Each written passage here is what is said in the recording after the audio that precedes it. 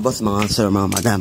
So, papalitan natin itong ating signal light natin para kay gasol, no? Ayan, nakabili tayo sa amin ng ayan, bagong signal light kasi luma na tayo. Nakita nyo naman yung park light ko, diba? Madumi na siya. Pero tubig na namao. Yung isa ko kasi dun sa kanan ko, bago po yun, guys. So, ipapares ko lang dito. So, akala ko makakabili ako sa Banawe lang nito. Buti nakabili ako dito sa San Del Monte, Bulacan. Nakahanap ako. Basta may tiyaga talaga at maganap. May makukuha ka talaga at may matatagpuan kang pyesa na para sa iyo. So, yun nga. May pakita ko sa inyo paano pag nakabit na to. Ayan. Ayan muna siya. Ganda. Nice. Gasol. Ito yung natanggal ko na siya, no? Ayan. Ito yung luma ko. Ayan. Pangit na kasi. Ito na park light ko. Ito yung signal light ko. Ito yung kakabit natin na bago para goods sa goods.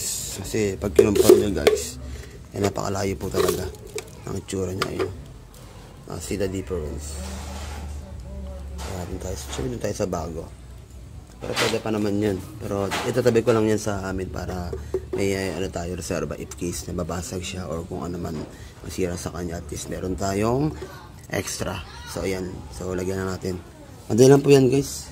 Napaka basic lang po, tanggalin lang. Tapos pag natanggalan nyo na yung screw na yan, ayan, bali lalagay nyo na lang to, masag na light net saka yung park light. Ayos na, goods na. Ayan, so ito na, guys, nabuo na siya. Bali buksan natin tong ayan, then open natin yung park light. Alright, diba? Bago na siya, no? Bago niya akin. Then yung sa kaliwa, kanan ko pala. Okay. Alright. And then turn signal light natin kung okay. Alright. Kitang-kita naman, guys, sa ating mga mata, no? Okay, patayin natin. Then hazard.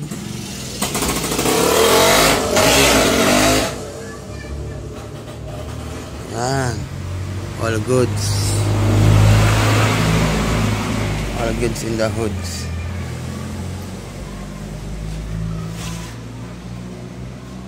Alright.